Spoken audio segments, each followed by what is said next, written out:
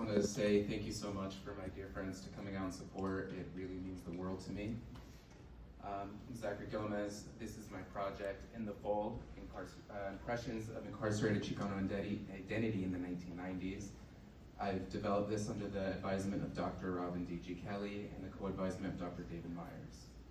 Next slide, please. So I want to give a brief overview of my presentation. My research question is, how has mass incarceration in the 1990s shaped Chicano identity? And the four main themes that I'm going to be looking at in this presentation are the significance of the 1990s, just to the left of that, biopolitics, which will be key to my theoretical framework, identity, its formations, cultural resistance, and then finally, the significance of my project.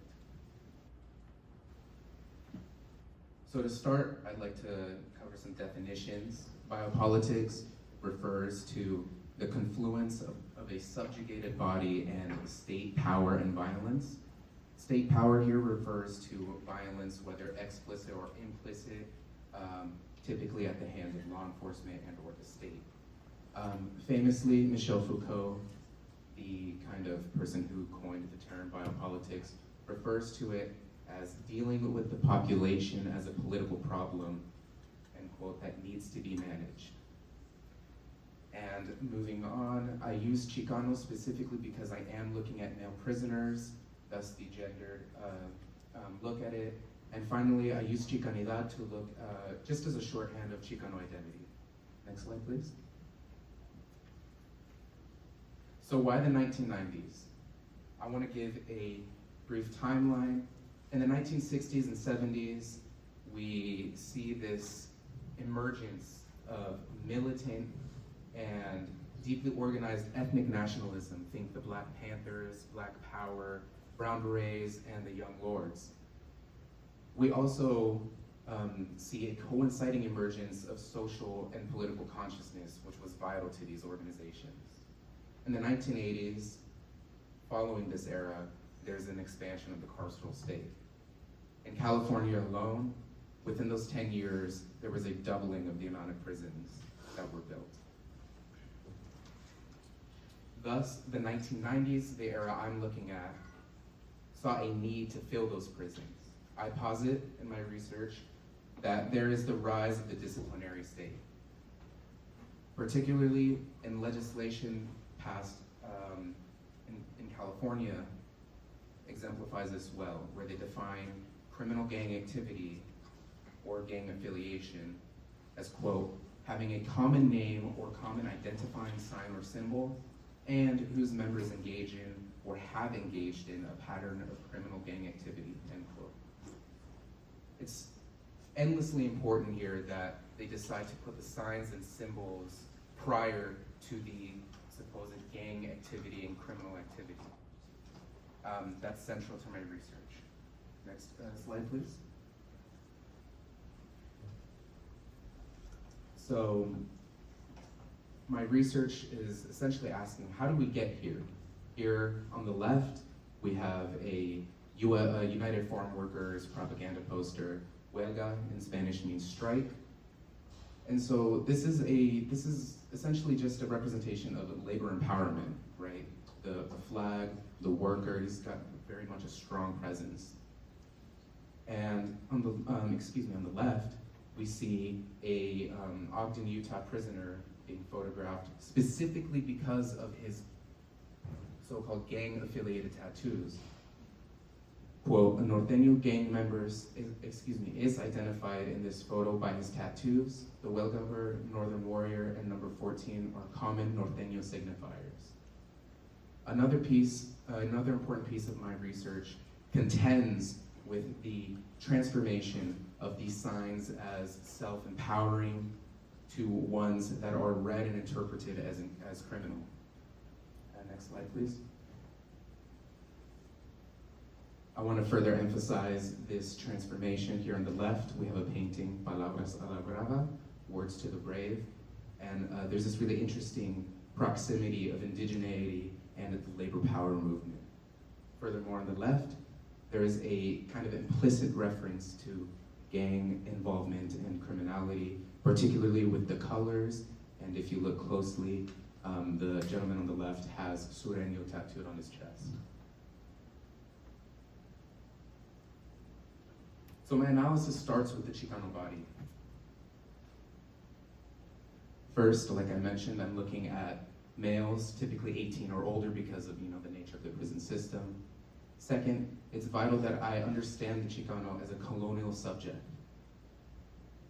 Horace Burton, in his book Tip of the Spear, discusses life in prison as a fundamental colonial act of warfare by the state onto the subjugated body. Additionally, they are open to interpretation, which I will get to in my fourth point. Third, it's also really important to understand that fundamentally as incarcerated people, they are property of the state. The 13th Amendment abolishes slavery unless as punishment for crime, thus rendering incarcerated people property of the state. My fourth point negotiates what it means for someone to identify their own body as decorated and for the state to identify their body as abjected. An article titled Tattoos, Abjection, and the Political Unconscious, BVOV, discusses this and really brings to light the agency involved with tattooing as a spiritual act, and what the implications of the state criminalizing those acts of self-empowerment has for the Chicano body. Finally, I posit that these acts of self-empowerment, of agency, are first and foremost rebellious and subversive. Next slide, please. So to cover rebellion and subversion, I want to first discuss agency. My first point, savagery or barbarism. In a book titled In Defense of Barbarism, the first chapter, titled A Certain Barbarism, Louisa Usby discusses what it means for the non-white person to contend with their own savagery, with their own identification and expectations of the non-white world placed on them.